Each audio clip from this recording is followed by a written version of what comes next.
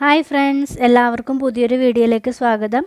ഇന്നത്തെ നമ്മുടെ റെസിപ്പി എന്ന് പറയുന്നത് റവ കൊണ്ടുള്ളൊരു ദോശയാണ്. റവ കൊണ്ട് നമ്മൾ പുട്ടും ഉപ്പുമാവും ഒക്കെ ഉണ്ടാക്കാറുണ്ട്. പക്ഷേ ഇത് റവ കൊണ്ടുള്ളൊരു ദോശ. അതെങ്ങനെയാണ് തയ്യാറാക്കുന്നത് നോക്കാം. അതിനായിട്ട് 2 കപ്പ് റവ ഞാൻ എടുത്തു വെച്ചിട്ടുണ്ട്. പിന്നെ വേണ്ടത് ഗോതമ്പ് പൊടിയാണ്. 2 കപ്പ് റവയ്ക്ക് ഒരു 2-2.5 സ്പൂൺ ഗോതമ്പ് പൊടി എടുക്കാം. പിന്നെ വേണ്ടത് സവാള, ഒരു കഷ്ണം ഇഞ്ചി, 2 പച്ചമുളക്, ആവശ്യത്തിന് ഉപ്പ്. ഇനി ഇതെല്ലാം ഒന്ന് അരിഞ്ഞെടുക്കാം. അപ്പോൾ ഞാൻ എല്ലാം അരിഞ്ഞ് റെഡിയാക്കി വെച്ചിട്ടുണ്ട്. ഇനി നമുക്ക് മിക്സിയുടെ ജാറിലിട്ട് ഇതെല്ലാം കൂടി ഒന്ന് അരച്ചെടുക്കണം. അപ്പോൾ അതിനായിട്ട് എടുത്തു വെച്ചിരിക്കുന്ന റവ ഇതിലേക്ക് ഇടാം. ഇത് വളരെ എളുപ്പത്തിൽ തയ്യാറാക്കാവുന്ന ഒരു ദോശയാണ്. വെറും അരമണിക്കൂർ മതിയാവും. പിന്നെ വേണ്ടത് ഗോതമ്പ് പൊടി എടുത്തു വെച്ചിട്ടുണ്ട്, അതുകൂടി ഇതിലേക്ക് ചേർക്കാം. ഇനി സവാള, ഇഞ്ചി, പച്ചമുളക് എല്ലാം കൂടി ഇതിലേക്ക് ചേർക്കണം.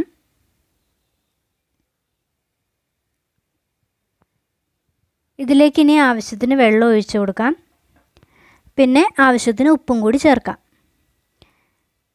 ഇനി ഇതൊന്ന് മിക്സിയുടെ ജാറിലിട്ട് അരച്ചിട്ട് വരാം.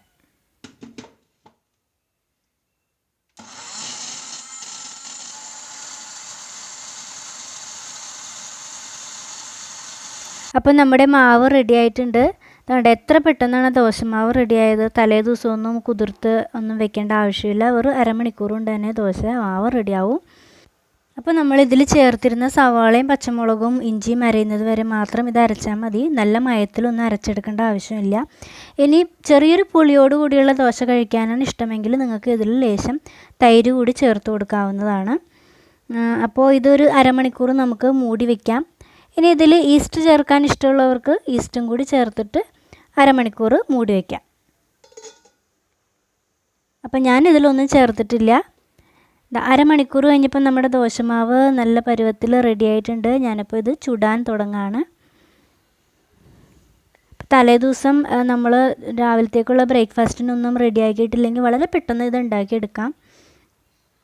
ഇനി ഇതിലേക്ക് നിങ്ങൾക്ക് നെയ്യോ അല്ലെങ്കിൽ വെളിച്ചെണ്ണയോ എന്താണ് ചേർക്കാൻ ഇഷ്ടമെന്ന് വെച്ചാൽ അതുകൂടി ചേർത്ത് കൊടുക്കാം. ചേർത്തില്ലെങ്കിലും ഇത് നല്ല ടേസ്റ്റ് തന്നെയാണ്. ഞാൻ സ്വല്പം നെയ്യ് ചേർത്ത് കൊടുക്കുന്നുണ്ട്. ഈ ദോശ വെന്ത് വരുമ്പോൾ തന്നെ നല്ല സവാളയുടെയും ആ പച്ചമുളകിൻ്റെയും ഇഞ്ചിൻ്റെയൊക്കെ ഒരു സ്മെല്ല് വരും വേവുമ്പോൾ തന്നെ. അതുമാത്രമല്ല, ഈ ദോശയുടെ കളർ കണ്ടില്ലേ, പച്ചമുളകും സവാളയൊക്കെ ഇതിൽ അരഞ്ഞപ്പോൾ അതിൻ്റെ കളർ തന്നെ ഒരു ക്രീം കളറായിട്ട് വന്നിട്ടുണ്ട്. ഇത് രാവിലെ മാത്രമല്ല, വൈകുന്നേരം നമ്മുടെ ചായയുടെ ഒപ്പം ആയാലും നമുക്ക് പെട്ടെന്ന് റെഡിയാക്കി എടുക്കാം.